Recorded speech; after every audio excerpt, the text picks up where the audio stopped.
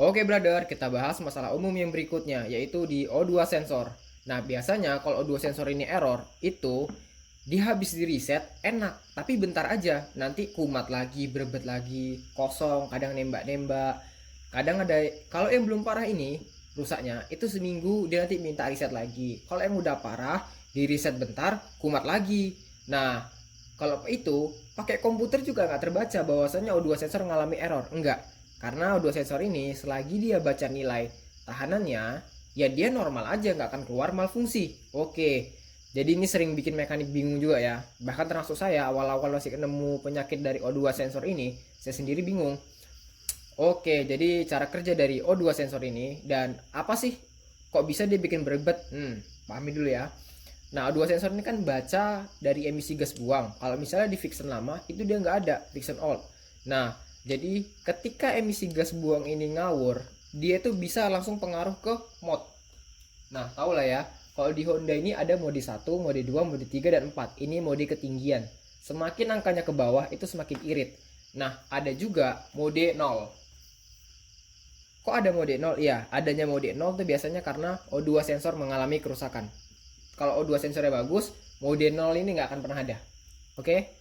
Nah, jadi ketika mode ini lari, irit, misalnya standarnya 1, normalnya 1. Tiba-tiba karena O2 sensornya error, bacanya lain, langsung ngerasa nih bahwasanya bahan bakar terlalu banyak, dikurangi sama dia, langsung di-cut ke 3.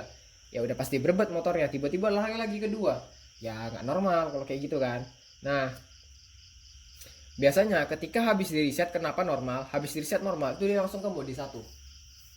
Mode 1 selagi di O2 sensor ini tidak mengirim sinyal yang ngaco lagi ke arah ECU.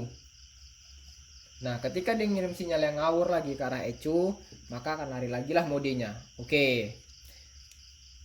Bagaimana cara pengetesan ataupun cara yakin atau enggak O2 sensornya rusak? Nah, caranya gampang. Ini soket O2 sensornya dicabut dulu, dicabut, nggak usah dipasang dulu.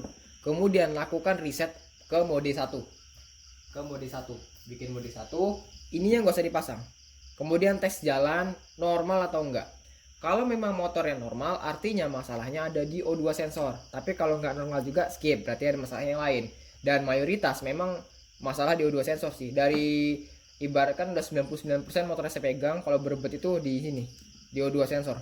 Ada pernah 1% saya pegang tuh memang masalah di ECU, dan itu sangat jarang sekali. Nah, kalau sudah begini apakah bisa diservis? Jawabannya itu bisa, ada dua opsi, tapi ini tingkat berhasilnya itu cuma di angka 50%.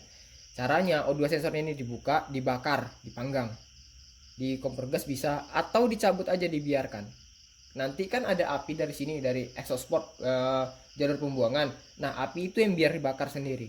Salah satu faktor yang bikin O2 sensornya error itu motornya ngebul tipis, udah mulai makan oli. Nah, jadi karena karbon di sini tuh numpuk, itulah bikin error juga. Untuk harga O2 sensor sendiri ini sekitar 200 ribuan ya. Kalau saya pribadi, sekiranya sudah mulai error ataupun motor udah mulai ngasep, daripada nggak enak, ya udah O2 sensornya cabut aja. Apakah pengaruh ke mesin overhead? Nggak pengaruh. Cuman memang kadar AFR-nya, gas buangnya itu tidak ramah lingkungan. Ya, setidaknya lebih ramah di kantong tuh bagi saya lebih penting sih daripada ramah lingkungan. Ya penting juga, cuman kan kalau keadaan tertentu, ngerti sendirilah status ekonomi Indonesia kan. Oke, ada yang ditanyakan? Kita lanjut di kolom komentar. Thank you, brother.